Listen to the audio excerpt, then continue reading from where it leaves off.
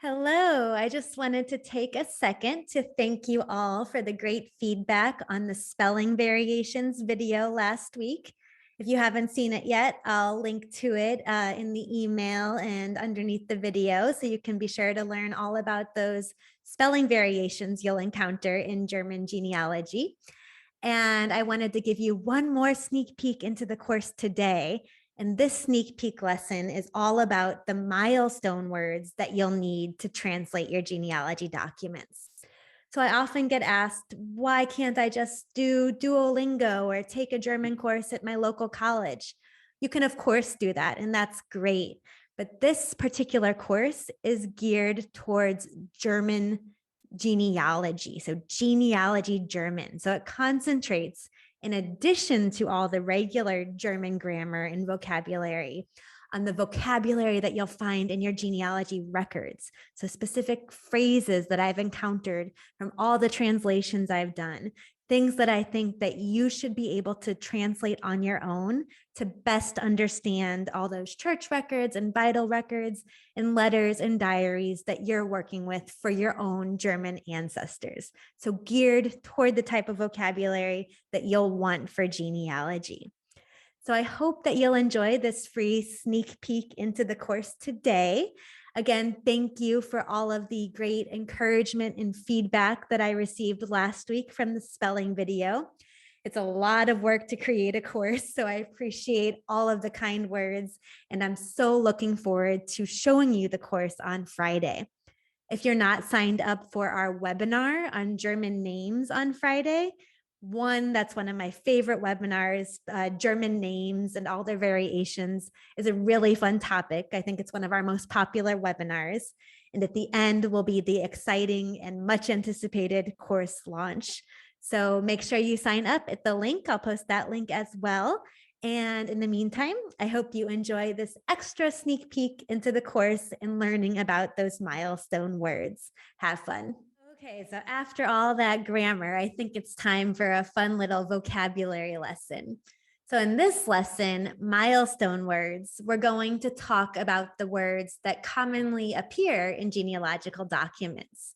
So throughout, I picked out little phrases from different genealogical documents I've translated, so you can see the vocabulary word used in an actual phrase that you might see on a record.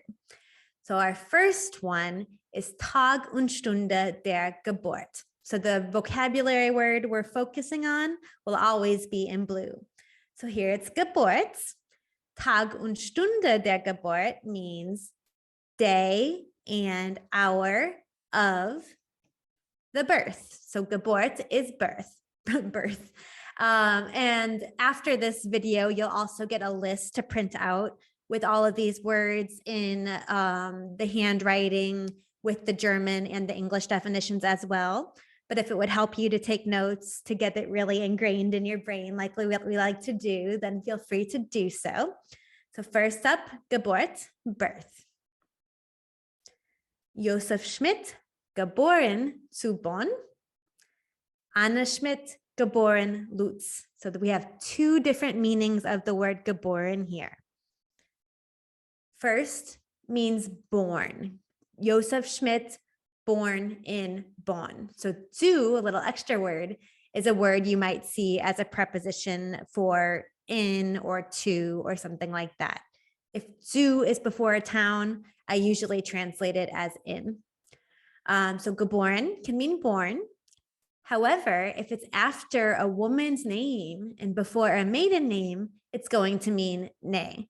So geboren Anna Schmidt, geboren Lutz means Anna Schmidt, ne, maiden name of Lutz. So two meanings for the word geboren. Ort und Tag der Taufe. So if you remember, we've talked about the verb taufen. What do you think the noun Taufe means? If you said baptism, sehr, sehr good. Taufe is baptism. So this means place and day of the baptism. Ehelich, you might see the phrase ehelicher, ehelicher Sohn. This ER is just there. It's an adjective ending for masculine nouns. So this is the word ehrlich. ER is here because son, Sohn, is masculine. So it's an extra little grammar marker to show that it's a masculine noun following. Ehrlicher Sohn, ehrlich means legitimate. This is a very, very good one to know in German genealogy. Comes up all the time.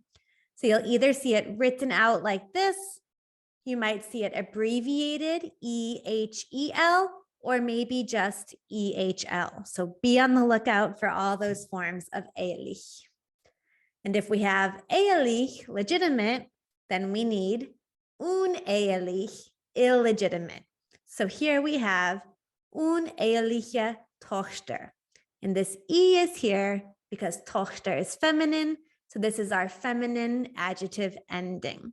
The actual word illegitimate is unehelich. And this word, of course, has abbreviations as well. UNEHEL or UNEHL. So be on the lookout for those ones as well. All right, moving on. Ich wurde konfirmiert. I was confirmed. So you might see this on different documents in your family tree. Konfirmiert means confirmed. Noch ledig. So you might see this describing a man or a woman. Noch means still, and ledig means unmarried or single. So noch ledig is still single, still unmarried. I usually translate this word as unmarried rather than single, just because I think single sounds more modern to me. I've never looked up when the word single came into use, so maybe that's just as old as the word unmarried, but to my ears, I think unmarried kind of fits with the times better than single. So ledig, unmarried. Die Verlobten beantworten diese Frage bejahend. So this is a phrase you'll see on those vital record certificates, those forms that are half printed and half handwritten. We'll talk about those more at the end of the course. What this means is the engaged couple answered this question affirmatively.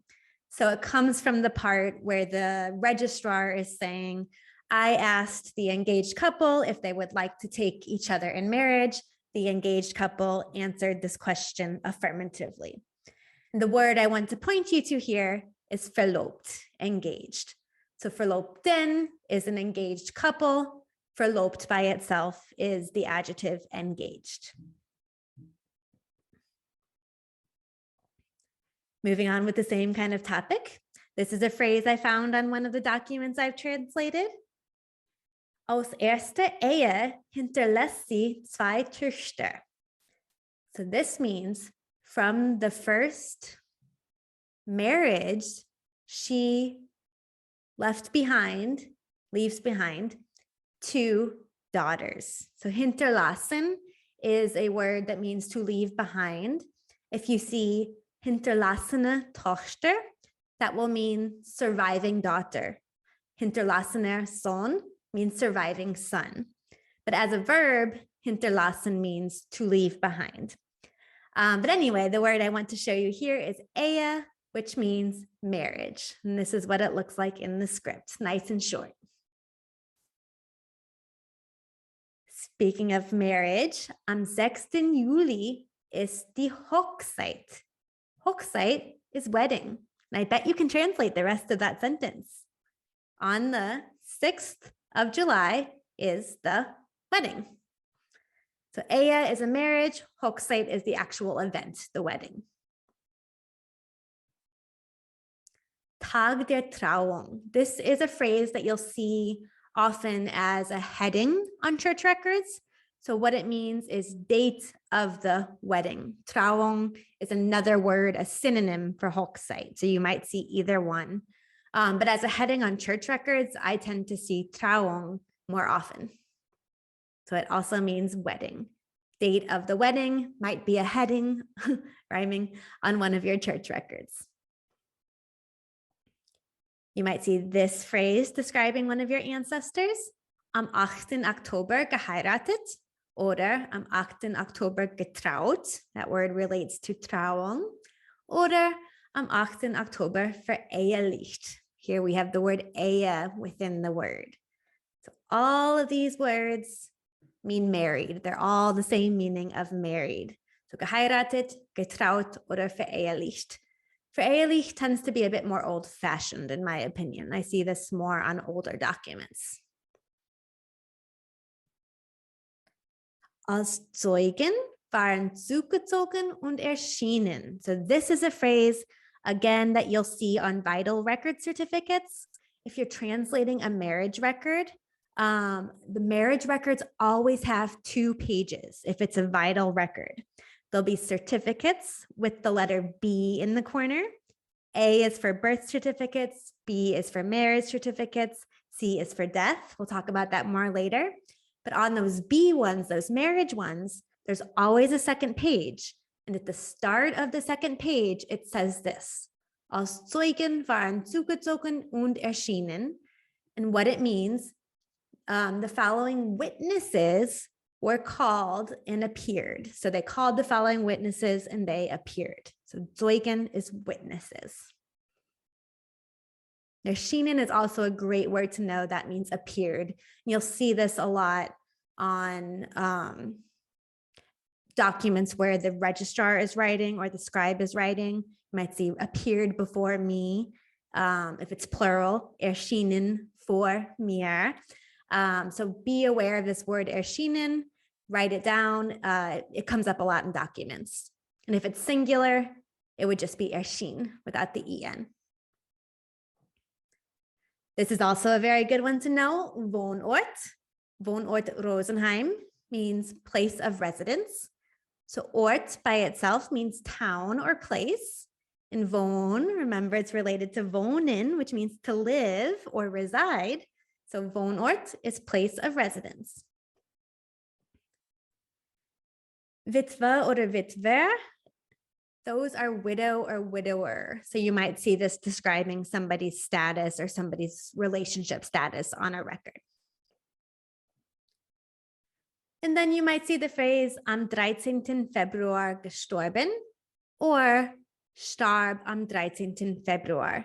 Means the exact same thing when we get more into past tense. I'll talk about why they're different, but both of those words are the past tense of to die. So gestorben means died and starb means died. So be on the lookout for any of those words. Those mean died. On this, continuing on our morbid topic, nach meinem Tod. Tod is death. So if you're translating a will, for example, you might see the phrase nach meinem Tod.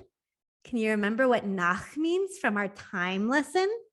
For was before the hour and nach was after the hour.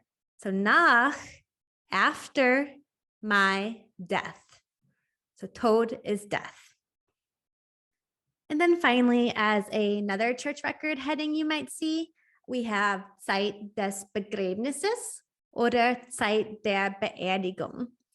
Both of them mean funeral or burial. So if you see Begräbnis or Beerdigung, that would be a funeral or the burial.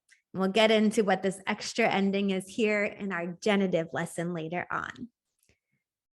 All right, so those were some of our most important words. After this lesson, you have a nice little handout with these words written out in the handwriting, their German meaning and their English meaning. There's a few more words on that list than I mentioned here. Family members, since we already talked about those words in the family section, I didn't want to repeat them here, but look them over on your list because those words will come up in the activities afterwards. So don't just watch the video and then do the activities. Make sure to review that list first for a couple of extra words. And there's some more activities after that, worksheets and other interactive games for you to play. Viel Spaß.